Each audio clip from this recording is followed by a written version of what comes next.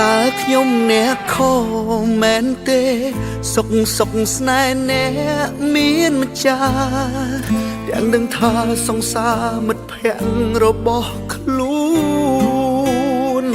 នាងជ្រើសយករូបឯងហើយមិត្តអើយខ្ញុំព្រមដកខ្លួន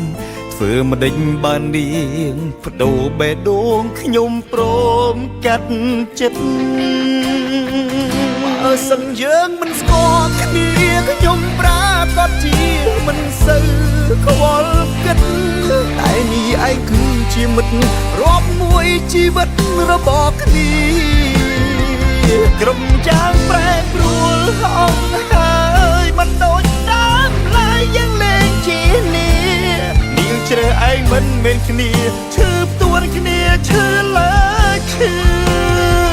តែបើសិនយើងមិនស្គាល់គ្នាឈឺចាប់ក្រំគ្រាក៏មិនសូវខ្លាំងបេះដូងខ្ញុំស្ទើរតែកាំងអន់ខានធ្វើអ្វីមិនត្រូវទេញ៉ាសង្សា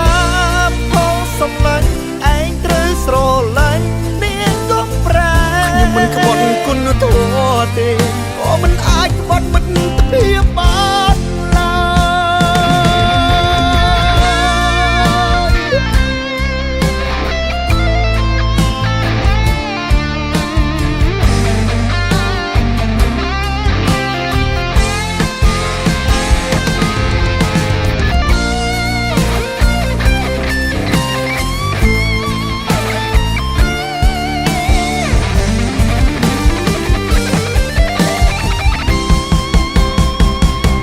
សិនយើងមិនស្គាល់គ្នាខ្ញុំប្រាកដជា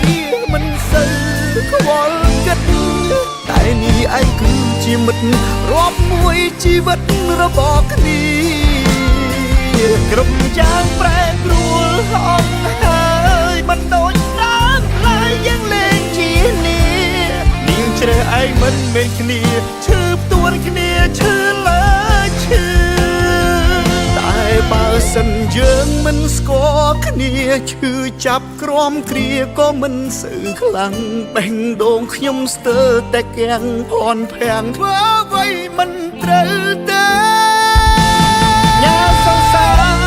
ផងសម្លាញ់ឯងត្រូវស្រឡាញ់នាងក៏ប្រែខ្ញុំមិនក្បត់គុណធម៌ទេក៏មិនអាចក្បត់មិត្តភាពបានឡើ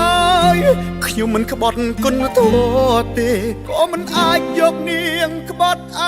ង